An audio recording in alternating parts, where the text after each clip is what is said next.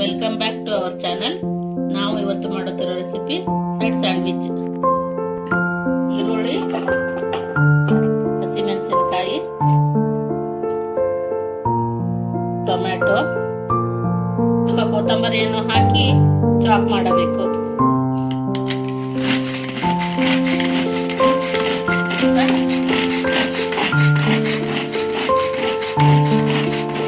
Tomato, ಕೊತ್ತಂಬರಿ, ಹಸಿಮೆಣಸಿನಕಾಯಿ chop ಆದ ನಂತರ ಸ್ವಲ್ಪ ಕಾರ್ನ್ ಮತ್ತು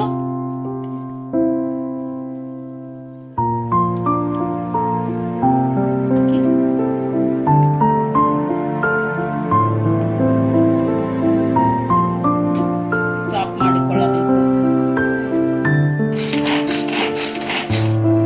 ಸ್ವಲ್ಪ ಉಪ್ಪನ್ನು ಹಾಕಿ ಕಲಿಸಿಕೊಳ್ಳಬೇಕು.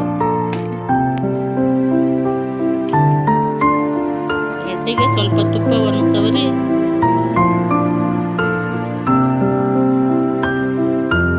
ಟೋಸ್ಟರಲ್ಲಿ ಹಾಕಿ ಮಿಕ್ಸ್ ಮಾಡಿದ ಮಸಾಲೆಯನ್ನು ಹಾಕಬೇಕು.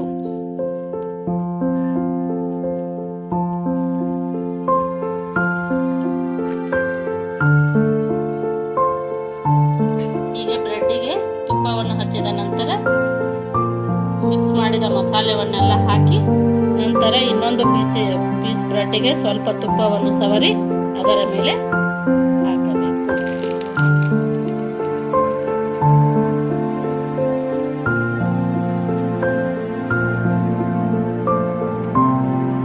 ಮೇಲೆ ತುಪ್ಪವನ್ನು ಸವರಿ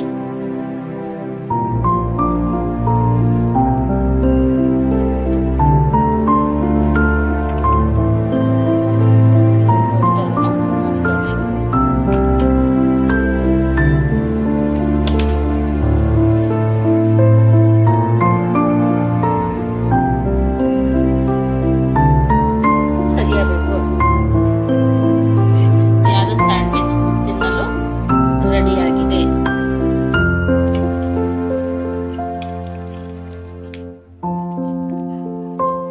ಈಗ ಸ್ಯಾಂಡ್ವಿಚ್ ರೆಡಿಯಾಗಿದೆ. ಸಾಸ್ ಜೊತೆ ತಿನ್ನಲು ರೆಡಿಯಾಗಿದೆ.